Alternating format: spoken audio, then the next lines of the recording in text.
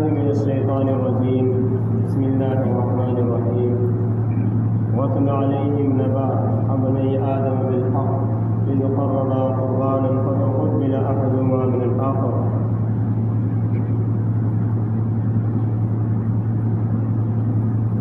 دوستوں اور عزیز ساتھیوں، اللہ تبارک و تعالیٰ کا بڑا احسان اور کرم ہے۔ اللہ تبارک و تعالیٰ نے اپنے ایک فریضے کی ادائیگی کے لیے ہمیں مسجد کے اندر آنے کی توفیق عنایت کی ہے۔ اللہ تبارک و تعالیٰ سے اس کے احکامات پر عمل کرنے کی استعانت اور مدد چاہنی چاہیے، مدد مانگتے رہنا چاہیے کہ اللہ تعالیٰ مجھے اپنے احکام پر عمل کرنے کی توفیق عنایت فرماتا ہے۔ اس کی مدد کے بغیر ہم کچھ نہیں کر سکتے۔ تو اللہ تعالیٰ کا بڑا فضل ہے کہ اس نے ایک فریضے کو ادا کرنے کے لیے، وقت نکالنے کے لیے اور اللہ کی محبت میں کچھ دیر پہلے آنے کی توفیق عنایت کی ہے۔ اللہ تبارک و تعالیٰ نے ہمارے لیے قرآن کریم کو قانونی شکل میں اتارا ہے کہ اللہ تبارک و تعالیٰ کی اگر ہم عبادت صحیح طرح سے کرنا چاہیں تو وہ قرآن کریم اور رسول اللہ صلی اللہ علیہ وسلم کا طریقہ ہے۔ اللہ تبارک و تعالیٰ نے قرآن کریم کے اندر بہت سی مثالوں کے ذریعے سے لوگوں کو سمجھایا ہے، اور بہت سے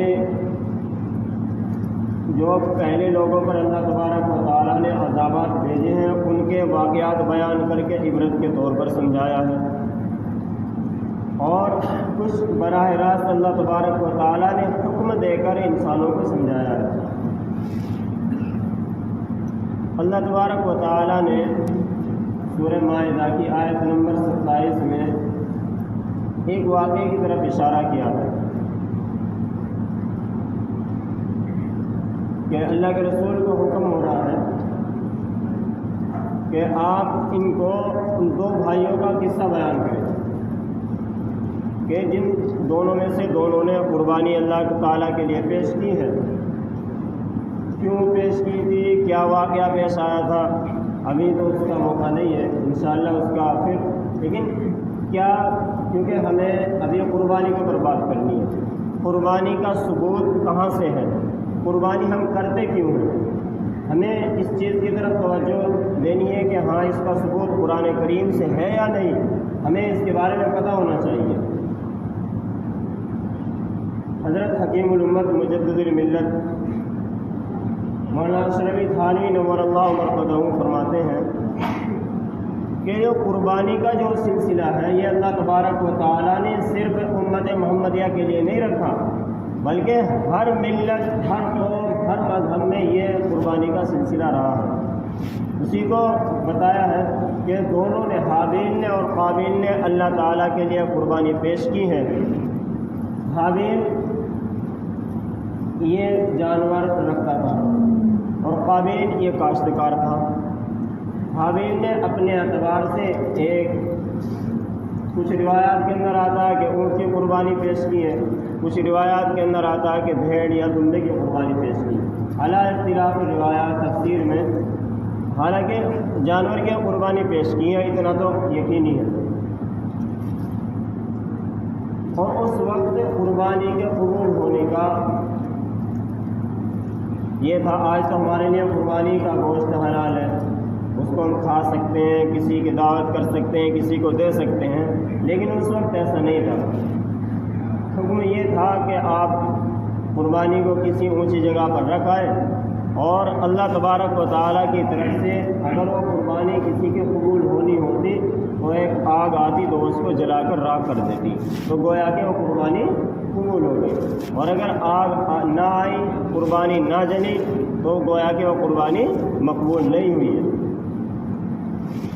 تو ایسا ہی ہوا، حابیل کی قربانی اللہ تعالیٰ کے یہاں قبول ہوئی ہے اور قابیل کی قربانی اللہ تعالیٰ کے یہاں قبول نہیں ہوئی ہے، لیکن اس کی وجہ ہے، یہ وجہ بھی میں آپ لوگوں کو بتاتا چلوں۔ اس کی وجہ یہ ہے کہ حسد اور مناحق پر تھا۔ حسد کی وجہ سے، اسی لیے جو لوگ کسی کی نعمت سے چڑھتے ہیں یا کسی کی نعمت کو دیکھ کر ان کے اندر جلن اور حسد پیدا ہوتی ہے تو ان کو اپنی ناکامی پر اور اپنے عمل پر غور کرنا چاہیے کہ یہ جو اس کو ملا ہے اس کے تقوی اور پرہیزگاری کی وجہ سے ہے۔ اسی کو آگے اللہ تعالیٰ نے فرمایا ہے کہ جب یہ واقعہ پیش ہوا اور یہ واقعہ ہو چکا کہ قربانی ایک کی قبول ہوئی اور ایک کی قبول نہیں ہوئی ہے تو وہ کہنے لگا جس کی قربانی قبول نہیں ہوتی لأقتلنک، کہ میں ضرور بے ضرور تجھے قتل کروں گا۔ اور پھر انہوں نے جیسا کہ متقی لوگوں کا اور شریف لوگوں کا جو طور اور طریق رہتا ہے تو وہی حابیل کا پھر جواب یہی تھا انما یتقبل اللہ من المتقین، کہ اللہ تبارک و تعالی جو اعمال کو قبول کرتے ہیں وہ متقیوں کے اعمال کو قبول کرتے ہیں کہ تم تقوی اختیار کرتے، تم پرہیزگاری اختیار کرتے تو تمہارے لیے بھی یہی بات ہوتی۔ تو ہمیں اس آیت سے پتہ چلتا ہے کہ اللہ تبارک و تعالیٰ کے لیے قربانی کی حابیل نے کس کی؟ جانور کی۔ قربانی کے ثبوت کے لیے ہمارے پاس قرآن کریم کے اندر ایک دوسری آیت ہے وَلِكُلِّ أُمَّةٍ جَعَلْنَا مَنْسَكَهُمْ لِيَذْكُرُوا اسْمَ اللَّهِ، کہ ہم اللہ تبارک و تعالیٰ فرماتے ہیں کہ ہم نے ہر امت کے لیے قربانی کا حکم رکھا ہے کہ وہ جانوروں پر اللہ تعالیٰ کا نام لے، مخصوص جانوروں پر، اور ان کو اللہ کے راہ میں قربان کریں۔ اور اللہ تبارک و تعالیٰ ایک جگہ ارشاد فرماتے ہیں هُوَ الَّذِي خَلَقَ لَكُم مَّا فِي الْأَرْضِ جَمِيعًا، کہ جو بھی کچھ دنیا کے اندر ہے وہ سب کا سب انسانوں کے لیے ہے، کہ انسانوں کے لیے بنایا گیا ہے ہر چیز کو، نہ کہ کسی دوسرے جانوروں کو انسان کے لیے۔ انسان کو جانوروں کے لیے نہیں بنایا بلکہ جانوروں کو یا جتنی بھی چیزیں ہیں اس دنیا کے اندر وہ سب کے سب انسانوں کے لیے۔ کہ اللہ تعالیٰ فرماتے ہیں کہ ہم نے ان جانوروں کو اس لیے بنایا ہے لِتَرْكَبُوا مِنْهَا، کہ تاکہ تم ان پر سوار ہو، لِتَأْكُلُوا مِنْهَا، تاکہ تم ان سے کھاؤ، اور دوسرے اور فائدے ہیں کہ ان پر بوجھ لا دو۔ تو یہ فائدے بیان کیے اللہ تبارک و تعالیٰ نے۔ اور اسی طرح اللہ کے رسول صلی اللہ علیہ وسلم سے پوچھا گیا ما ہی اضاحی یا رسول اللہ، کہ اس قربانی میں ہمارے لیے کیا ہے؟ اللہ کے رسول نے فرمایا الشعرۃ لکل شعرۃ حسنہ، کہ ہر ایک بال کے بدلے میں تمہیں ایک نیکی دی جائے گی۔ اور آپ یہ دیکھیے اللہ تبارک و تعالیٰ کا فائدہ ہے کہ آپ ایک نیکی کریں تو اللہ تبارک و تعالیٰ 10 گنا بڑھا کر اس کو واپس کرتے ہیں، 10 گنا اس کا ثواب دیتے ہیں۔ من جاء بالحسنۃ فلہ 10 امثالها، کہ جو اللہ تبارک و تعالیٰ کے یہاں ایک نیکی لے کر آئے گا تو اللہ تبارک و تعالیٰ اس کا ثواب 10 گنا، یعنی ایک نیکی کو 10 کے برابر اس کو عطا فرمائیں گے۔ تو آپ دیکھیں کہ آدمی ایک بکری، ایک بھیڑ، ایک دمبا ذبح کرتا ہے تو اس کے اوپر بال ہے، تو ایک بال کے بدلے ایک نیکی، اور اس فائدے کے مطابق کہ ایک نیکی کے بدلے 10 نیکیاں، تو اللہ تبارک و تعالیٰ کتنی نیکی عطا فرمائے۔ اللہ کے رسول سے پوچھا گیا فسوق یا رسول اللہ، کہ اون کے اندر کیا ہے؟ کہ اون تو اس سے بھی اور زیادہ ہوتی ہے۔ تو اللہ کے رسول نے فرمایا اس کے اندر بھی یہی چیز ہے کہ ہر ایک اون کا جو بال ہوگا اس کے برابر ایک نیکی دی جائے گی۔ اور پھر قرآن کریم دوسری جگہ پر ارشاد فرماتا ہے کہ تمہیں ایک نیکی تم ہمارے پاس لاؤ گے تو تمہیں 10 نیکی عطا کی جائیں گی۔ اور اللہ کے رسول صلی اللہ علیہ وسلم نے ارشاد فرمایا کہ جس آدمی کو وسعت ہو، جو آدمی قربانی کے ایام میں قربانی کر سکتا ہو تو اس کو چاہیے کہ قربانی کرے، اور اگر ایسا نہیں کر سکتا کہ وسعت بھی ہے، مال بھی ہے، دولت ہے، لیکن پھر بھی قربانی نہیں کر رہا ہے تو وہ ہماری عیدگاہ کے پاس نہ پھٹکے، ہماری عیدگاہ کی طرف نہ آئے۔ یہ اللہ کے رسول صلی اللہ علیہ وسلم نے بڑی وعید بیان کی ہے۔ اچھا، بہت سے لوگوں کے ذہن میں بات بھی آتی ہے، اور ہمارے اکثر وہ مسلمان جو دین علوم سے یا انسانوں کی جو خاصیت ہے اس سے واقف نہیں ہے تو وہ بھی اس شبے اور شک کے اندر پڑ جاتے ہیں۔ بہت سے لوگ کہتے ہیں کہ یہ جانوروں پر ظلم ہے، یہ ایک شبہ ہے، ایک شک ہے کہ جانوروں کو ذبح کرنا اور ایک دن کے اندر لاکھوں کروڑوں جانوروں کو ذبح کر دینا، تو یہ کہاں کی عقل مندی کی بات ہے؟ تو آپ دیکھیں بکریاں زیادہ ہوتی ہیں یا کتے زیادہ ہوتے ہیں دنیا میں؟ کتے زیادہ پیدا ہوتے ہیں لیکن پائی جاتی زیادہ بکریاں ہیں۔ یہ اللہ تبارک و تعالیٰ نے ان کے اندر برکت رکھی ہے۔ ان کی عمر ان کی بھی زیادہ نہیں ہوتی، بکری کی عمر ان کی بھی زیادہ نہیں ہوتی، لیکن زیادہ کون سی چیز پائی جاتی ہے؟ بکریاں زیادہ ہیں دنیا کے اندر۔ اور ذبح کتے ہوتے ہیں یا بکریاں ہوتی ہیں؟ بکریاں ذبح ہوتی ہیں، مینڈے اور دمبے ذبح ہوتے ہیں۔ تو یہ اللہ تبارک و تعالیٰ نے انسانوں کو دکھا رکھا ہے کہ جو چیز ذبح نہیں ہو رہی ہے ان کی کوانٹٹی بہت تھوڑی ہے، کہ بہت سی جگہ ایسی ہے کہ وہاں بالکل بھی نظر نہیں آتی، لیکن آپ بکریوں کو دیکھیں کہ 100 ہزار بکریاں ہیں۔ اور انسان کو اللہ تبارک و تعالیٰ نے جس طرح کے دانت دیے ہیں تو ان کے اندر ایسی چیز رکھی ہے کہ وہ گوشت کھائے بغیر نہیں رہ سکتا۔ ہمارے کچھ دانت ایسے ہیں جو ان سے کتوں سے مشابہت رکھتے ہیں، ان سے مشابہت رکھتے ہیں، تو اس مشابہت کی بنا پر انسان کے لیے ضروری ہے کہ وہ گوشت کھائے، اور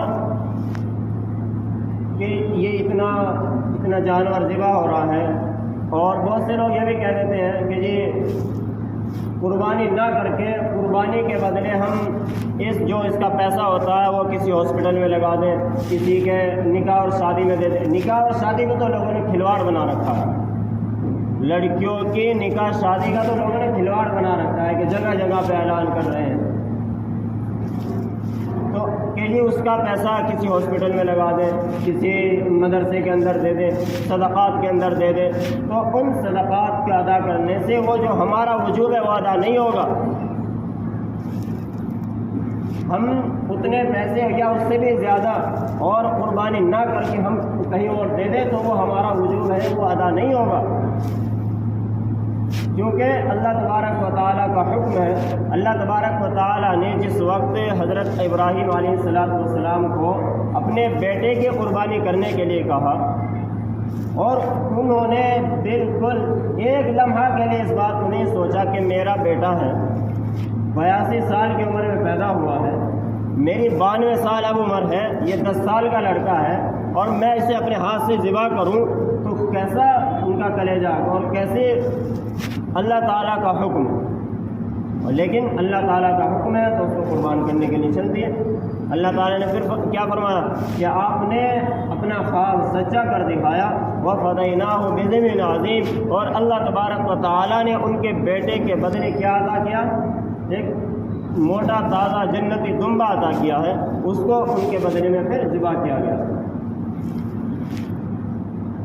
اللہ تبارک و تعالیٰ نے تمام انسانوں کے لیے تمام چیزیں بنا رکھی ہیں، کہ آپ یہ دیکھیں کہ جتنی چیزیں ہیں، جانور ہیں، اس کائنات کے اندر جتنی بھی چیزیں ہیں، ان سے فائدہ کون اٹھاتا ہے؟ انسان فائدہ اٹھاتے ہیں، انسانوں ہی کے لیے ہے۔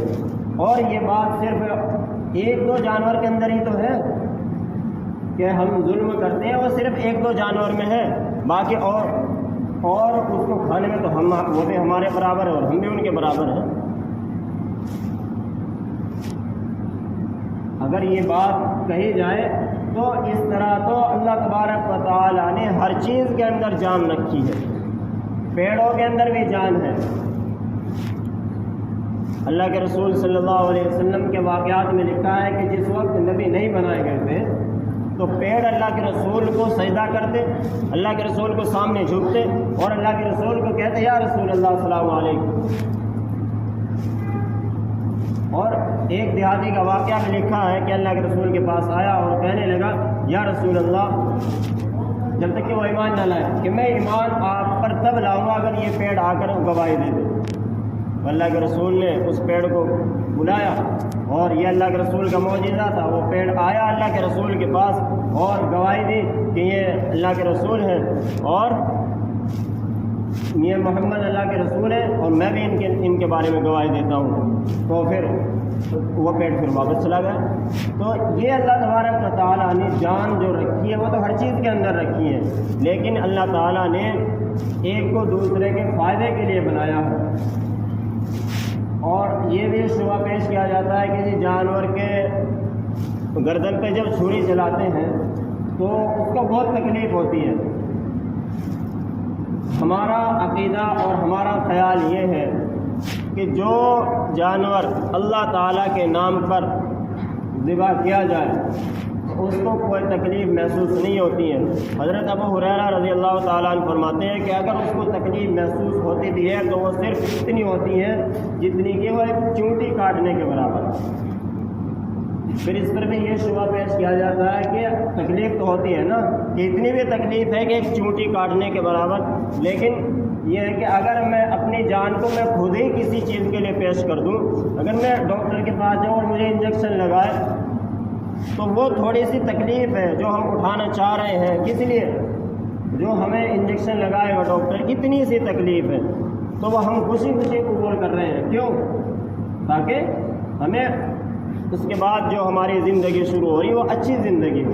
تو یہی بات یہاں بھی ہے جانوروں میں کہ جس جانور کو اللہ تعالیٰ کے نام کے لیے ہم وقف کر دیتے ہیں، اللہ تعالیٰ کے نام کے لیے اس کو قربانی کے لیے پیش کرتے ہیں، تو وہ خوشی میں خوش ہوتا ہے کہ میں بہت سے جانوروں میں سے مجھے اللہ تبارک و تعالیٰ نے اپنے نام کے لیے منتخب کیا ہے۔